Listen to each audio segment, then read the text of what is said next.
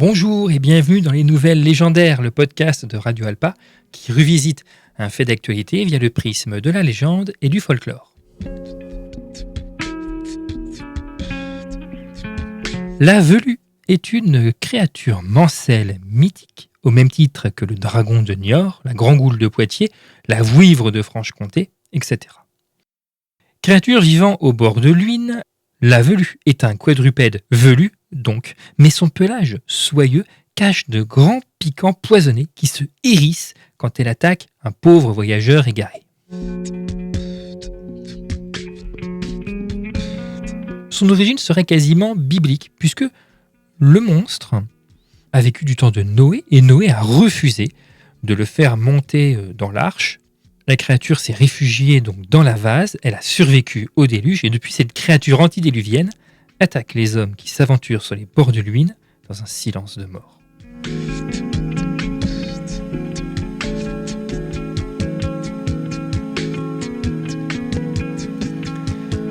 Derrière cette douce fourrure se cachent donc des pics d'une extrême virulence.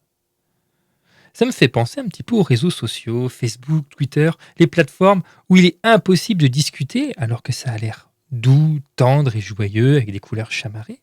Mais dès qu'on partage des avis, on se fait régulièrement attaquer, agresser, harceler, moquer. Les pics sont très loin des traits d'humour. Ouais, mais sans liberté de blâmer, il n'est point d'éloge flatteur. L'éloge flatteur, on peut toujours le chercher.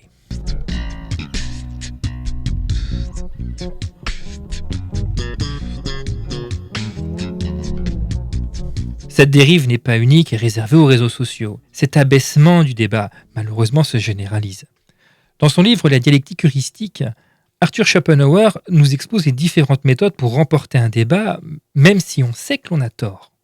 Repris de nos jours sous le titre impropre « L'art d'avoir toujours raison », sa mécanique cache l'absence d'arguments des adeptes de joute verbale, tant sur le sujet de société, sur les réseaux sociaux, mais aussi sur les plateaux de télé. En effet, j'imagine pas M. Finkielkraut ou Jean Messia passer leur week-end dans des ashrams, tant leurs argumentaires consistent à crier sur les gens. Chez les complotistes aussi, Bigard par exemple, voire même chez les politiques.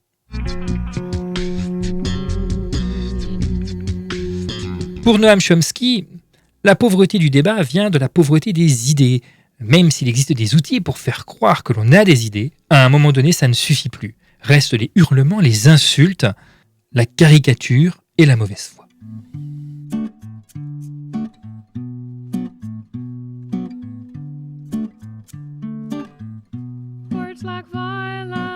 J'en viens à regretter la disparition de ces créatures qui hantaient et qui harcelaient silencieusement nos cours d'eau.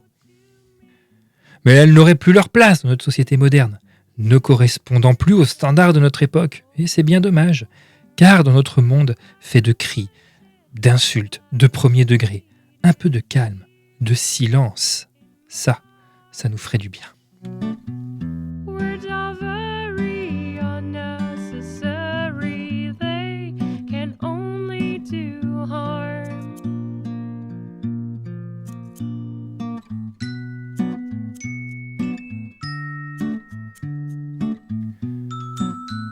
C'était les Nouvelles Légendaires, le podcast de Radio Alpa. À très bientôt pour une nouvelle légende.